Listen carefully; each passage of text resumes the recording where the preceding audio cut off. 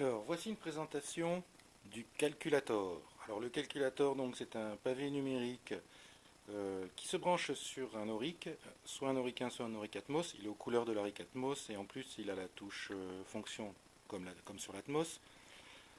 Pour vous montrer le fonctionnement, je vais le faire sur un Auric 1 puisque c'est le seul que j'ai sous la main actuellement. Donc, je vais d'abord le brancher. Alors, pour le brancher, il faut ouvrir l'Auric. C'est ce que j'ai fait, le voici. Et quand on ouvre l'Auric et qu'on regarde la carte mère, on constate que au niveau du port clavier, il y a des pins ici qui ressortent. Et ben, c'est là-dessus qu'on va brancher ce pavé numérique.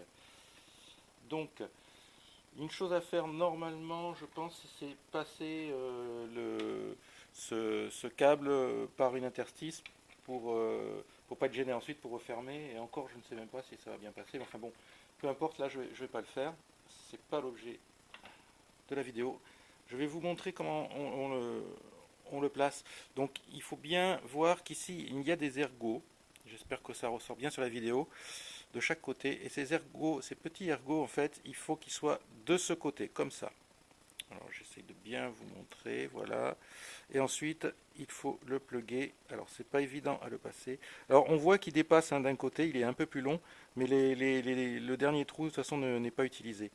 Donc il faut vraiment le placer comme il faut, voilà. Et ensuite on l'enfonce. Et normalement c'est branché. Alors, allons-y. Donc je relie le câble vidéo et l'alimentation. Voilà. Alors l'alimentation, en fait, j'ai un petit interrupteur Auric qui est bien pratique parce que il permet de ne pas être obligé de brancher et débrancher sans arrêt l'Auric. Voilà. Là il est en position on, on peut le mettre en position off, donc on peut l'éteindre facilement et le rallumer, ce qui est quand même bien pratique. Ensuite, pour qu'on voit mieux la vidéo, je vais changer la couleur du fond d'écran et aussi la couleur de l'encre.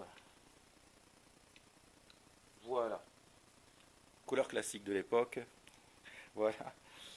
Donc, bon, là on constate que le clavier fonctionne normalement.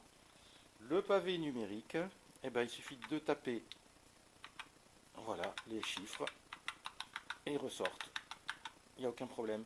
La touche DEL permet de revenir en arrière, la touche entière de valider et la touche fonction, si elle est programmée sur un Atmos, ça devrait fonctionner. La question est-ce que sur un Auric 1 on pourrait la programmer aussi? Je ne sais pas. Voilà. Autre possibilité, c'est qu'ici derrière on voit qu'il y a un port joystick. Donc on va tester, on va brancher un joystick et voir ce que ça donne. Alors le joystick, le voilà, c'est celui que j'ai sous la main, un gros joystick de la mort qui tue.